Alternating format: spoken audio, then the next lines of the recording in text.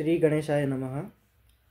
ओम अज्ञानतिमिरान्धस्य ज्ञानाञ्जनशलाकया चक्षुरुन्मीलितं तस्मै श्री गुरुवे नमः। नमो विष्णुपादाय कृष्णपृष्ठाय भूतले श्रीमते भक्तिवेदांत स्वामी नामिदे नमस्ते सारस्वती देवी गौरवाणी प्रचारणे निर्विशेष शून्यवादी पाश्चात्य देशनाड़ीरे श्री कृष्ण चैतन्य प्रभु नित्यानंद श्री अद्वैत गदाधर श्रीवासादि गौर भक्तविंद। हरे कृष्णा कृष्णा कृष्णा हरे हरे, हरे राम राम राम हरे हरे। हरे कृष्णा। तो आज से हम वाल्मीकि रामायण पे कथा शुरू कर रहे हैं। पद्धति सर मैं आपको पूरी कथा सुनाऊंगा, मतलब बहुत ज़्यादा शॉर्ट में भी नहीं और बहुत ज़्यादा डिटेल में भी नहीं जाऊंगा, क्योंकि बहुत ज़्यादा डिटेल में जाने से फिर लोग बोर हो जाते हैं, इसलिए। पर मैं आपको अच्छी तरह से पूरा पॉइंट टू पॉइंट एक्सप्लेन करूंगा इस तरह से, क्योंकि सबसे पहले मैं आपको रामायण के बारे में थोड़ा इंट्रोडक्शन दे दूं, उसके बाद हम फिर मेन कथा शुरू करेंगे। तो हमारे हिंदू धर्म में काफ़ी सारे रामायण के अलग अलग वर्जन बताए गए हैं। वाल्मीकि रामायण है, रामचरितमानस है, बाद में कंद रामायण है, जो फेमस किंदम ऋषि थे दक्षिण भारत में, उन्होंने लिखी थी। रामचरितमानस है तो स्वयं तुलसीदास जी ने लिखी थी कलयुग में। बाद में अद्भुत रामायण है, आध्यात्मिक रामायण है। लेकिन सभी रामायणों का जो सार है, जो ओरिजिनल है और जो आचार्य ने जिसको सबसे ज़्यादा फर्स्ट प्रायोरिटी में रखा है, वो है वाल्मीकि रामायण। वाल्मीकि रामायण से ही उसके बाद सबकी शुरुआत हुई। उस तरह से सभी बड़े बड़े ऋषि मुनियों ने अपने अपने अनुभव से अलग अलग रामायण के वर्जन लिखे। उनके मन में भी जो राम जी की लीला आई, उत्पन्न हुई उनके मन में, उन्होंने लिखी इस तरह से। और वाल्मीकि रामायण में कुल मिला के 24,000 श्लोक है। 24,000 श्लोक है, मतलब भागवतम से 6,000 ज़्यादा। भागवतम है उसमें 18,000 श्लोक है और रामायण में 24,000 श्लोक बताए गए वाल्मीकि रामायण में। और 500 सर्ग है। 500 सर्ग यानी कि चैप्टर्स, अध्याय जो हम बोलते हैं। और 7 कांड है। कांड यानी कि चैप्टर से उसको अलग अलग ग्रुप में बाइफरकेट किया गया है। जैसे पुराणों में खंड होते हैं, इस तरह से पुराणों में, भागवतम में खंड है, महाभारत में पर्व है, वैसे ही वाल्मीकि रामायण में कांड होते हैं इस तरह से।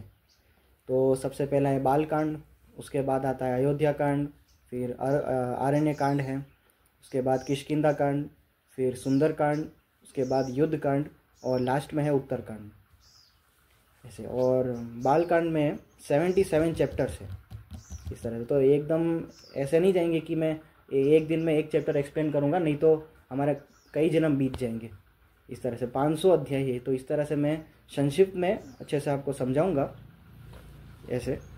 तो सबसे पहले ये जान लेते हैं कि जो रामानुजाचार्य थे, उन्होंने स्वयं अपने गुरु से 18 बार रामायण सुनी थी। 18 बार। आप सोचेंगे कि भाई एक बार में, 2-3 बार में लोग अगर बोर हो जाएंगे तो फिर इतनी बार क्यों सुनी उन्होंने। तो ऐसा नहीं है, ये तो एक अपना भाव भी होता है। और अगर आप इतने डिटेल में बार बार पढ़ोगे तो उसमें से आपको अलग अलग अनुभव होंगे।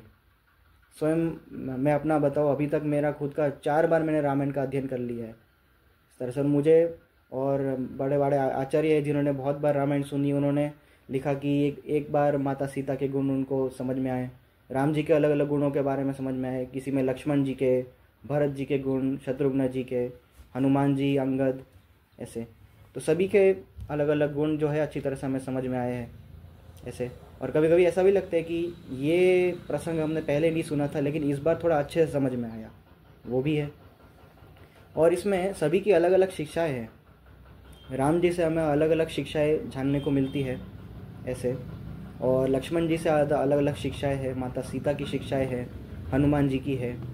इसमें सब कुछ मतलब बताया गया है, पतिव्रता धर्म के बारे में, फिर एक क्या बोलते हैं, आदर्श राजा के बारे में, एक अच्छे सेवक के बारे में ऐसे। एक ऋषि मुनियों का, ब्राह्मणों का भी क्या कर्तव्य होता है, राजा का क्या कर्तव्य होता है, वो सब कुछ बताया गया है अच्छे से। और रामायण में जितने पात्र हैं सभी से कुछ ना कुछ हमें शिक्षाएं मिलती रहती है ऐसे।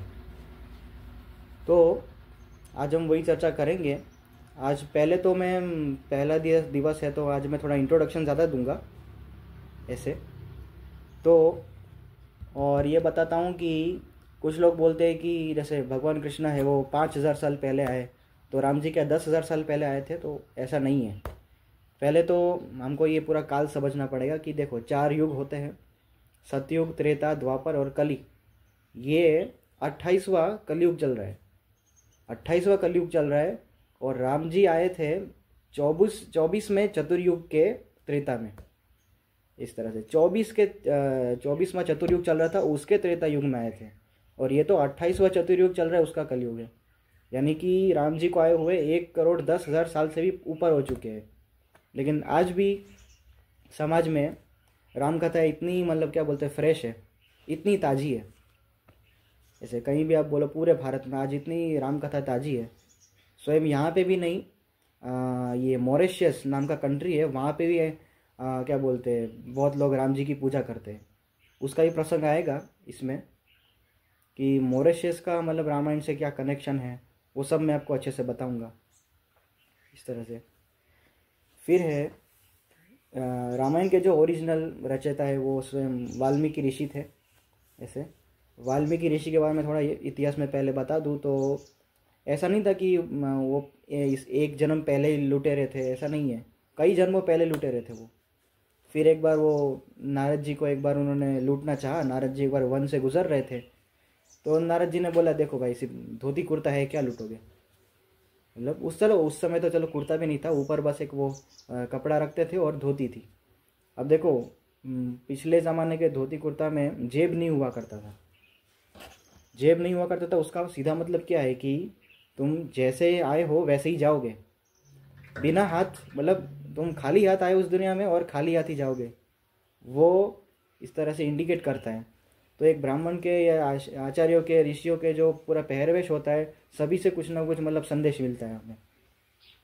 फिर बाद में नारद जी ने उन्हें तत्व ज्ञान का उपदेश दिया, ब्रह्म ज्ञान का उपदेश दिया। उसके बाद फिर वो उन्होंने क्या बोलते हैं, वो लुटेरे थे, फिर उन्होंने ऋषि बनना चाहा। फिर एक जन्म में वो क्या बोलते हैं सप्त ऋषि के भाई हुए, सप्त ऋषि के भाई थे। ऐसे करते करते फिर उनको एक दिन अगले जन्म में उनका नाम वाल्मीकि पड़ा, फिर वो बड़े प्रसिद्ध ऋषि हुए इस तरह से। जैसे फिर ये वाल्मीकि जी का इतिहास था। अब हम क्या बोलते हैं मेन जो रामायण है उसमें हम आरंभ करते हैं, मतलब जो मेन स्टोरी है उसकी मैं शुरुआत करता हूँ यहाँ से। तो सबसे पहले आता है रामायण ग्रंथ की रचना कैसे हुई, कि वाल्मीकि जी को लिखने का किस तरह से मतलब प्रेरणा हुई कि अब मैं रामायण लिखूं से।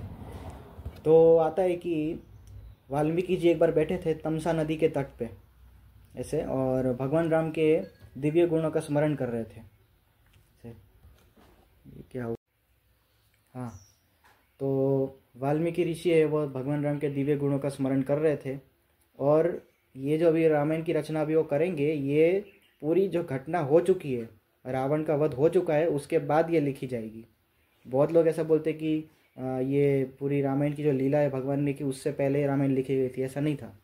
ये पूरी रावण वध के बाद रामायण जो है लिखी गई थी, उसके बाद रचना हुई थी इसकी। तो ये वाल्मीकि जब राम जी का स्मरण कर रहे थे तभी वहाँ पे नारद जी का आगमन हुआ। नारद जी वहाँ पे प्रकट हुए और वाल्मीकि जी ने बहुत श्लोकों के साथ उनकी स्तुति की, उनकी पूजा की, और बाद में उनको आसन दे के बिठाया, उनका अतिथि सत्कार किया। उसके बाद नारद जी वाल्मीकि जी के सामने पूरा वर्णन करते राम जी के बारे में, और ऐसा बताया कि वो वाल्मीकि जी ने पहले पूछा कि इस धरती पे अभी के समय में कौन ऐसा पुरुष है जो वीर्यवान है, सत्यवान है, धर्म का पालन करने वाले हैं, सबसे ज़्यादा दयालु है, और अपनी प्रजा को अपने संतान से भी अधिक प्यार करने वाले हैं। इस तरह से कौन सबसे दयालु है, किसमें राजाओं के उत्तम सबसे ज़्यादा गुण है, कौन है स्वयं जो पर ब्रह्म है। तो नारद जी बोलते हैं कि स्वयं अभी इस धरा पे श्री राम जो राज्य कर रहे हैं अयोध्या में, जैसे बताया कि श्री राम ने 11,000 साल तक राज्य किया इस धरा पे, 11,000 साल। उनके पिता दशरथ महाराज थे, उन्होंने 60,000 साल तक किया था राज्य। वो आगे आएगा वर्णन जब मैं अयोध्या का वन जब अच्छे से आपको बताऊंगा उसके बारे में। तो उन्होंने बताया कि भगवान राम ने 11,000 सालों तक राज्य किया। उसके बाद उनके पूरे स्वरूप का वर्णन किया कि राम जी स्वयं दिखते कैसे थे, उसे उनके जांघों का वर्णन किया, उनके कंधे, छाती, उनका स्वरूप कैसा था, पहरवेश कैसे थे, पीताम्बर पहना है, इस तरह से उनकी लीलाओं के बारे में बताया। और कुछ क्या बोलते हैं उनके जो प्रसंग थे जिसमें से भक्तों को बहुत कुछ जानना चाहिए, वो सब उनके सामने जो है वर्णन किया नारद जी ने इस तरह से। तो उनको उपदेश दे के फिर वो अदृश्य हो गए बाद में इस तरह से। यानी कि वाल्मीकि जी को भगवान राम के बहुत सारे जो दिव्य गुण थे उनके बारे में बताया और बाद में वहाँ से चले गए। फिर बाद में वाल्मीकि मुनि तमसा नदी के तट पे गए थे नहाने के लिए अपने शिष्य भारद्वाज के साथ। अब यहाँ पे भारद्वाज मुनि का नाम है। अब ये भारद्वाज वही भारद्वाज ऋषि के बारे में बताया या फिर ये कोई उनके शिष्य भारद्वाज होंगे, ऐसा होगा। पर ज़्यादातर ये भारद्वाज मुनि ही उनके शिष्य होंगे वाल्मीकि जी के, ऐसा लग रहा है। मतलब आप रामायण पढ़ेंगे तो उसमें वर्णन आएगा, भारद्वाज उनके शिष्य है वाल्मीकि जी के। तो फिर वो अपने शिष्य के साथ गए तमसा नदी के तट पे स्नान करने के लिए, और उन्होंने सब कुछ अपना जो कमंडल वगैरह आसन वगैरह था वो अपने नीचे रख दिए, अपने वक्कल वस्त्र वो सब थे। बाद में उन्होंने दो पक्षी के जोड़े को देखा, दो क्रौंच पक्षी। तो क्रौंच को और एक क्या बोलेंगे, सारस करके एक प्रजाति थी पहले पक्षी की। वो दो ऊपर बैठे थे, मतलब एक पेड़ के ऊपर बैठे थे ऐसे, और दोनों ही गान कर रहे थे, मतलब गाना गा रहे थे दोनों ही पक्षी। और वहाँ पे तभी एक पार्थी आया। पार्थी यानी कि एक शिकारी बोल सकते, शिकारी, उसको पार्थी भी बोलते। वो पार्थी ने क्या किया, जो पुरुष सारस था, जो मेल सारस पक्षी था, उसको बाण मार दिया और वो नीचे गिर के तड़प के मर गया वो। और ये तो काफ़ी आनंदित हो गया देख के कि मैंने शिकार किया ऐसे। और जो उसकी पत्नी थी सारस, जो उसका पति मर गया, उसका पत्नी थी, वो रोने लगी, इस तरह से दुखी हो गई। तभी वाल्मीकि जी को बहुत करुणा उत्पन्न हुई अपने हृदय में, कि मतलब बाद में उनको गुस्सा भी आया और उस पार्थी को श्राप दिया कि तूने एक क्या बोलते पक्षी के जोड़े को, उनमें से एक पक्षी था, उसको मार दिया, तुझे कभी आजीवन शांति नहीं मिलेगी, ऐसे ही भटकता रहे ऐसे। और बाद में वो पार्थी तो वहाँ से चला गया। लेकिन थोड़ी देर बाद वाल्मीकि जी को अनुभव हुआ कि मेरे को इसको श्राप नहीं देना चाहिए था ऐसे बाद में, क्योंकि क्या है, उनको लगा कि इस भौतिक जगत में कोई भी जीव है, वो अगर दुख भुगत रहा है तो अपने कर्मों के कारण ही भुगत रहा है। जैसे वो जैसे कर्म किया है वैसे ही वो भुगत रहा है, इसलिए इसमें इतना क्या बोलते हैं दुख करने वाली बात नहीं है। और वो पार्थी को भी मैंने ऐसे ही श्राप नहीं देना चाहिए था मुझे। और उस समय भी एक क्या घटना हुई, जब उन्होंने उसको श्राप दिया था तो उनके मुंह से जो श्राप निकला वो 8 शब्दों के रूप में निकला। मतलब जैसे आपने ये ग्राफिक्स में वगैरह में वो जो अल्फ़ाबेट देखे होंगे, शब्द देखे होंगे, वैसे ही वो श्राप था, वो 4 शब्द और 8 वर्ण के रूप में निकले थे उनके मुंह से, वाल्मीकि जी के मुंह से। और तो उनको मन में जिज्ञासा हुई कि ये मैंने श्राप दिया, ये मुंह से शब्द क्यों निकले, इस तरह से शब्द रूप में क्यों निकला ये ऐसे। तो वो ये समझ रहे थे कि एक तो आज ये श्राप देना भी, साथ साथ नारद जी ने भी मेरे को श्री राम के बारे में उपदेश दिया, इसके पीछे ज़रूर कोई विशेष कारण होगा। जब वो वापस अपने आश्रम में आ गए नहा धो के, तब अपने शिष्यों के साथ वो डिस्कशन कर रहे थे ये, कि एक तो ये पार्थी को श्राप देना, वो शब्द रूप में निकलना, और नारद जी का मुझे उपदेश देना सुबह सुबह। और ये जब सोच रहे थे तभी वहाँ पे ब्रह्मा जी का आगमन हुआ। ब्रह्मा जी उनके सामने प्रकट हुए ऐसे, और उन्होंने बोला कि अब समय आ चुका है कि तुम परम पवित्र रामायण ग्रंथ की रचना करो ऐसे। रामायण ग्रंथ का पुराना नाम बताया।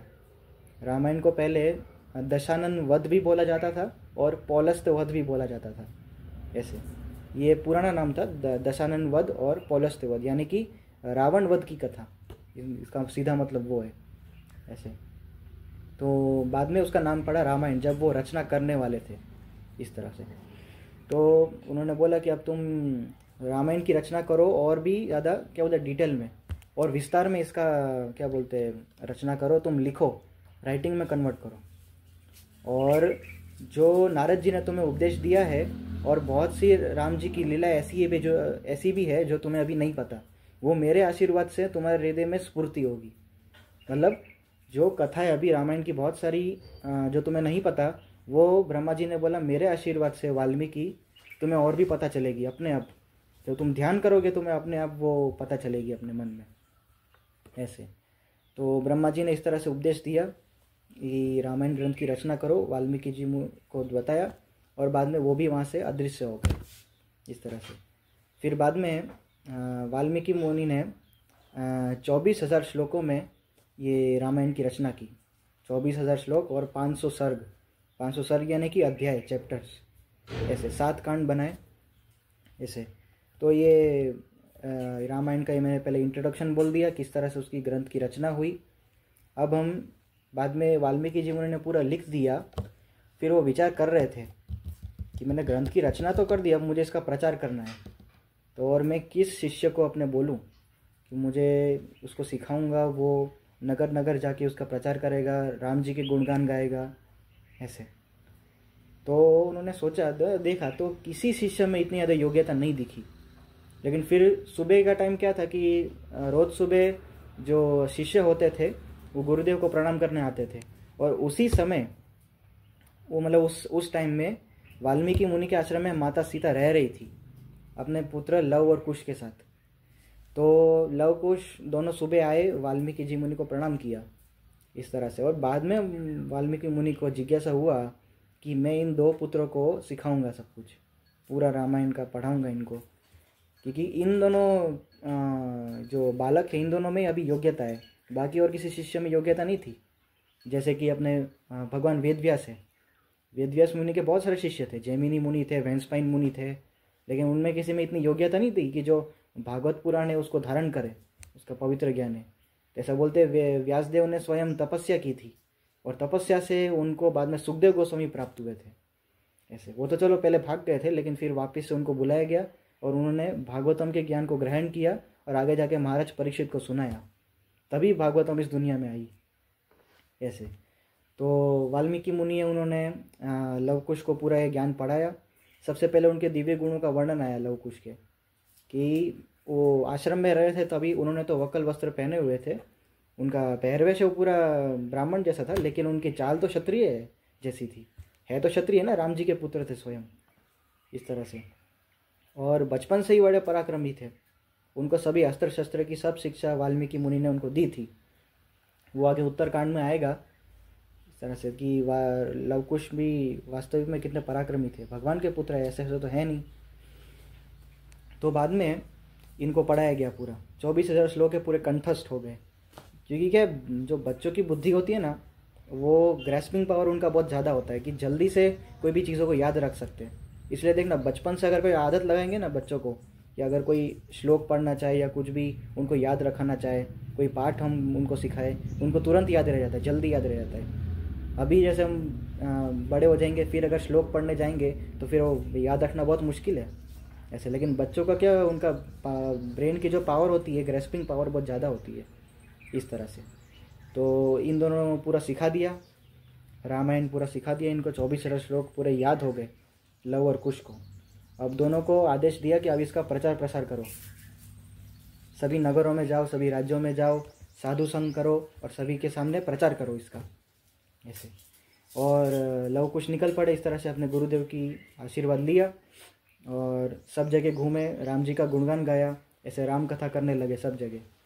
और एक जगह वो पहुँचे, एक पूरी ऋषि मुनियों की मंडली थी, ऋषि मुनियों की पूरी मंडली थी, वहाँ पे पहुँचे। उन्होंने वहाँ पे भगवान राम के भजन गाए, तो वहाँ पे फिर पूरी शुरुआत से पूरी रामायण की पूरी कथा उनके सामने गाए, पूरे ऋषियों के सभा में इस तरह से।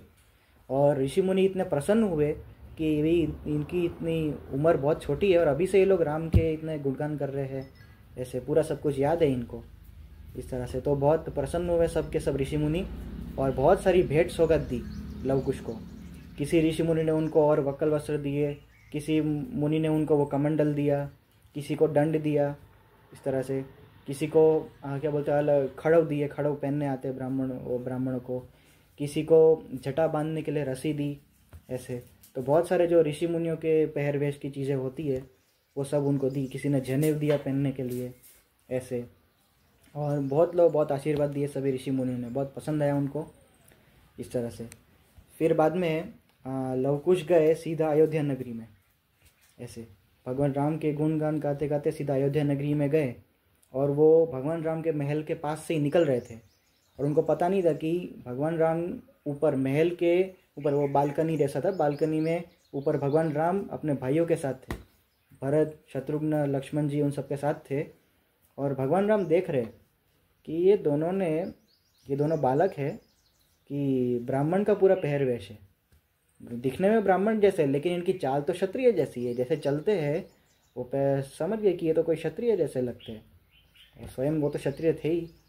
अब आपको यहाँ पे जिज्ञासा हो सकती है कि ये तो स्वयं भगवान राम के ही पुत्र है, लेकिन उनको पता क्यों नहीं चल रहा है, ऐसे उनको पता क्यों नहीं चल रहा है उनके ही पुत्र है। तो देखो, भगवान को पहले से ही पता है कि वो मेरे पुत्र है, लेकिन वो मनुष्य लीला कर रहे हैं ना, इसलिए वो उनको इस तरह से बर्ताव करना पड़ता है।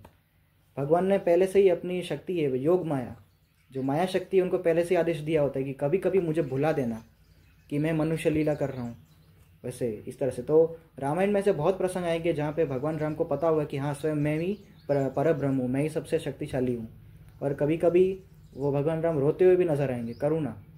अब लोग उनके ऊपर आक्षेप लगा सकते कि भगवान राम रोते क्यों हैं, अगर रोते तो वो कहाँ से भगवान हुए। माता सीता का जब हरण हुआ तब वो रोए, दशरथ जी का निधन हुआ तब अपने पिता के लिए रोए। तो भाई इसमें बताना ये चाहते कि भगवान के अंदर भी भाव है, भगवान भी अपने भक्तों से प्रेम करते हैं इस तरह से। तो उन्होंने भगवान का जो जैसे दशरथ महाराज का कैसा था, वात्सल्य भाव था भगवान राम के प्रति, तो भगवान ने अपना पुत्र का रोल अदा करके रोए ना। जब दशरथ महाराज का निधन हुआ तो वो अपने पुत्र का रोल अदा कर रहे थे वहाँ पे इस तरह से। पत्नी से जब विरह हुआ तभी भी उनको मन में करुणा उत्पन्न हुई ना। तो भगवान भी भाव के भूखे हैं, उनके अंदर भी प्रेम है भक्तों के प्रति, वो बताना चाह रहा हूँ। तो ये भगवान की माया शक्ति है जो कभी कभी उनके असली स्वरूप को भुला देती है इस तरह से। तो भगवान पूरी तरह जब मनुष्य लीला करते तो पूरी तरह मनुष्य लीला ऐसे। तो ये बहुत सारे भगवान राम के गुण दिखेंगे, पति के, पुत्र के, भाई के, एक प्रभु के, इस तरह से। तो भगवान राम ने देखा कि लवकुश है, ये लोग अच्छा गुणगान कर रहे हैं मेरे वंश का इस तरह से। और बाद में भगवान राम ने आदेश दिया कि इन दोनों बालकों को बुलाओ, मतलब मेरी सभा में बुलाओ ऐसे। तो बाद में लवकुश को राम जी की सभा में बुलाया गया और वहाँ पे सब लोग पहले से मौजूद थे, उनके चारों भाई, सुमंतु उनके जो प्रधानमंत्री थे वगैरह, और भगवान राम के जो बड़े बड़े सेवक थे वो सब वहाँ से पहले से मौजूद थे। और उनको आदेश दिया कि अब आप हमारे सामने ये गुणगान गाइए। और लवकुश ने सब, यहाँ से अब हमारी जो रामायण की मेन स्टोरी है शुरू होती है। अब तक तो पूरा बैकग्राउंड चल रहा था ऐसे। तो लवकुश ने पूरा अयोध्या से लेकर रावण के वध तक पूरी कथा भगवान राम के सामने ही उनको सुनाना आरंभ की इस तरह से। तो और पूरे 24,000 श्लोकों में शुरू की। और सबसे पहले वर्णन आता है यहाँ पे अयोध्या नगरी का। अयोध्या नगरी के गुणगान गाए सबसे पहले लवकुश ने, और बताया कि अब उसके पूरे स्वरूप का वर्णन करेंगे। अयोध्या नगरी दिखती कैसी थी, उसकी सिक्योरिटी कैसी थी, प्रजा कैसे थे, राजा कैसे थे, इस तरह से क्या वंश परंपरा है वो सब इस तरह से। तो बताया ये जो अयोध्या नगरी है उसका पहले तो उसका मतलब बताया कि अयोध्या का मतलब क्या होता है, जिस नगरी से कोई युद्ध नहीं कर सकता, जिस नगरी से कोई युद्ध नहीं कर सकता, और जो यूनिक है, क्या सबसे ज़्यादा यूनिक है, सबसे ज़्यादा अलग है, दूसरों से भिन्न है, वो है अयोध्या, जिससे कोई टक्कर नहीं ले सकता। और अयोध्या नगरी है वो स्वयं वैकुंठ की स्पर्धा करता था। वैकुंठ यानी कि भगवान विष्णु का जो धाम है वैकुंठ लोक, उसकी स्पर्धा करता था अयोध्या। और ये अयोध्या नगरी है वो सरयू नदी के तट पे बसी हुई थी, सरयू नदी का तट था ऐसे। और सरयू नदी का वर्णन है कि वो 96 माइल लंबी थी। कितनी? 96 माइल लंबी थी और 24 माइल्स चौड़ी थी, 24 माइल चौड़ी थी, सही है, सरयू नदी। और जो वहाँ पे क्या बोलते हैं, सोने की पूरी दीवार बनी हुई थी अयोध्या की, स्वर्ण की दीवार थी। और उनके ऐसा था कि वो पूरा नगरी ऐसे बीच में है, उसके आजू बाजू खाई है, खाई खोद दी गई थी और खाई के नीचे एकदम पानी भरा हुआ था। और वो खाई इतनी लंबी थी कोई उसका उल्लंघन नहीं कर सकता, मतलब कोई छलांग मार के नहीं जा सकता उस तरफ, इतनी सिक्योरिटी। और जाने का बस एक ही रास्ता, बस मेन गेट, प्रवेश करने का बस एक ही रास्ता था, बाकी अयोध्या के पूरे चारों ओर क्या बोलते खाई खुदी हुई थी पूरी तरह से ऐसे। और उसका पूरा स्वर्ण का गेट बताया, आरस आरस नाम का कोई एक क्या बोलते हैं पत्थर होता है, उससे बनाया गया था उसका गेट। आज के मॉडर्न ज़माने में उसको मार्बल बोलेंगे, मार्बल होता है ना, वैसे उस ज़माने में आरस का कोई मार्बल था, उससे बनाया गया था यहाँ पूरा जो प्रवेश द्वार था ऐसे। और उसको अलग अलग डिज़ाइन बनाया गया था, उसमें हीरे मोती मणियों से पूरा उधर मणि उधर लगाई गई थी गेट पर इस तरह से। और आजू बाजू की दीवारें थी वो पूरी तरह सिक्योरिटी से लेस थी, और उसमें अलग अलग तरह के यंत्र भी लगे थे, यंत्र यानी कि मशीन्स। ऐसा नहीं था कि मशीन्स आज के ज़माने में ही है, पहले के ज़माने में मशीन्स हुआ करती थी। जैसे महाभारत में हम देखें कि जब पांडव लोग हैं वो लाक्षागृह से बच के जब निकले थे और वो जब नौका में जा रहे थे तो उस नौका में यंत्र लगा हुआ था, मशीन। वैसे जैसे आज तरह की मशीन की जो बोट्स होती है वैसी, तो वैसे ही यंत्र पहले भी हुआ करते थे। और ये अयोध्या के वहाँ पे मशीन्स थी अलग अलग तरह की, और उसमें तोपें लगी हुई थी, तोपें। उसको क्या बोलेंगे, शतग्नि। मतलब तोप को संस्कृत में शतग्नि बोलते हैं ऐसे। तो वो तोपें लगी हुई थी कि अगर सामने से भी कोई दूर से शत्रु आक्रमण करता है तो यहाँ से तोप छोड़ी जाएगी ऐसे। और वहाँ पे अलग अलग तरह के योद्धा पूरे खड़े हुए थे, और सभी योद्धाओं को हर एक तरह की विद्या आती थी, धनुर्विद्या, खड़ग युद्ध, मल्ल युद्ध, गदा युद्ध, सब तरह की विद्या उनको आती थी ऐसे। और वहाँ की भगवान राम की जो सेना थी, अयोध्या की सेना थी, वो भी ऐसे वैसे नहीं थी, पराक्रमी थे सबके सब ऐसे। स्वयं विष्णु के पार्षद बोल सकते हो आप। उसके बाद ये पूरी सिक्योरिटी का बताया। अब वहाँ पे बताया रास्ते कैसे थे, एकदम क्लीन, कोई धूल मिट्टी नहीं थी वहाँ के रास्ते में, एकदम क्लीन। आज के जैसे सीमेंट के रास्ते होते हैं ना, वैसे ही एकदम क्लीन। और उसमें सुबह सुबह मत वाले हाथी अपने सूंड में गुलाब का पानी भरते थे और पूरा गुलाब का पानी छिड़कते थे रास्तों पर, एकदम मधुर सुगंध आती थी एकदम। और अभी एक हाथी नहीं था, बहुत सारे हाथी थे, अपने सूंड में गुलाब का पानी भरते थे और सुबह सुबह रास्तों पर उनका छिड़काव होता था, तो पूरे नगर में क्या बोलते गुलाब की सुगंध फैल जाती थी, ऐसा था। और रोज़ सुबह अप्सराएं विमान में बैठ के आती थी और पूरे नगर के ऊपर फूल बरसाती थी। क्या बरसाती थी? फूल बरसाती थी ऐसे। फिर वहाँ के सरोवर के बारे में बताया कि अंदर तालाब थे, सरोवर थे ऐसे। वहाँ का पानी एकदम गन्ने के रस जैसा तो मीठा पानी था, एकदम गन्ने के रस जैसा मीठा पानी ऐसे। और अगर मैं बताऊं कि हमारे यहाँ पे अंकलेश्वर है, भरूच है, वहाँ का अगर आप पानी अगर पियोगे, एकदम केमिकल की वहाँ पे स्मेल आएगी वहाँ पे इस तरह से। और स्मेल भी यहाँ पे पूरा केमिकल का ही दुर्गंध मारेगा। आजकल का मॉडर्न ज़माना ऐसा हो गया है, और साइंटिस्ट लोग या तो कुछ लोग पानी के अंदर भी केमिकल डाल के कुछ ना कुछ टेस्ट करते रहते हैं।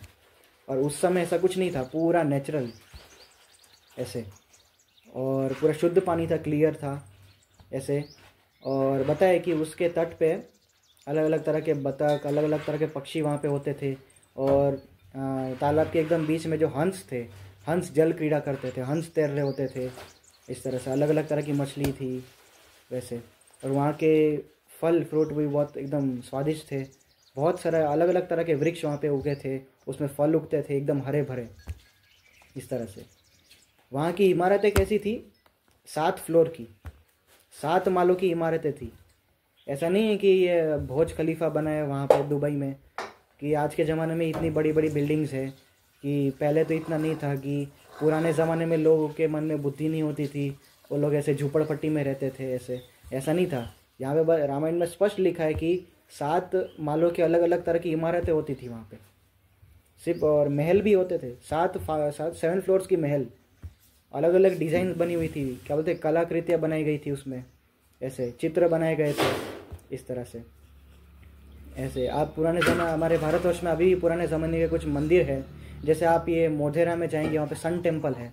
सन टेम्पल कितना सुंदर है मोढेरा का, वैसे ही अलग अलग तरह के इस तरह से इमारतें बनी गई थी। और वहाँ के कमरे कैसे थे? एकदम बड़े, आज के तरह नहीं। आज के तो लोग बोलते हैं कि 1 BHK, 2 BHK, 3 BHK। वहाँ पे कक्ष जो रूम होते वो भी बहुत चौड़े होते थे ऐसे। और वहाँ पे आधुनिक लिफ्ट बनाई गई थी। कितनी? सिर्फ सीढ़ियाँ नहीं थी, सीढ़ियाँ तो थी ही, लेकिन ऊपर जाने के लिए भी उस तरह के उस ज़माने में लिफ्ट बनाई गई थी ऐसे। तो वो सब बताया गया ऐसे। और बहुत चौड़े थे वहाँ के कक्ष, वो सब थे। और वहाँ पे अलग अलग तरह के मंडलियाँ हुआ करती थी, नाटक मंडलियाँ, जो भगवान राम के लीलाओं का नाटक करते थे। कोई राम बनता, कोई लक्ष्मण, इस तरह से वहाँ पे ऐसी मंडलियाँ थी, नाटक मंडलियाँ। ये भगवान ने जो लीलाएँ की उन सब का हम नाटक करके दिखाएंगे, मनोरंजन करेंगे इस तरह से। और जो उनके वंश विला है उनका भी क्या बोलते हैं अभिनय करते थे। और वहाँ पे गली गली में लोग क्या बोलते राम धुन गाने निकलते थे, राम के भजन, भगवान के भजन।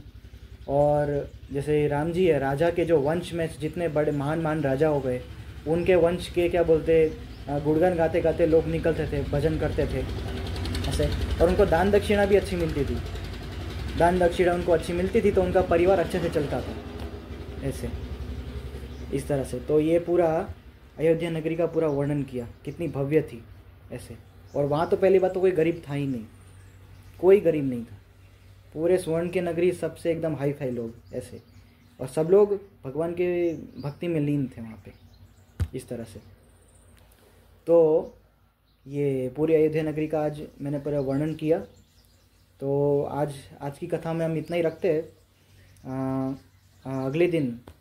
अगले दिन जब हम चर्चा करेंगे रामायण की, तो उसमें मैं वर्णन करूँगा कि दशरथ महाराज के बारे में, और दशरथ महाराज का कितना उत्तम राज्य था, कैसे वो राज्य शासन करते थे, इस तरह से वहाँ की प्रजा कैसी थी, वो सब के बारे में मैं अच्छे से आपके सामने वर्णन करूँगा ऐसे। और भगवान राम का कैसे जन्म हुआ वगैरह वो सब। तो आज हम यहीं पर विराम देते हैं ऐसे। सीता राम लक्ष्मण हनुमान की जय, वाल्मीकि कृत रामायण की जय, हिताय गौर प्रेमानंदे। हरे कृष्ण।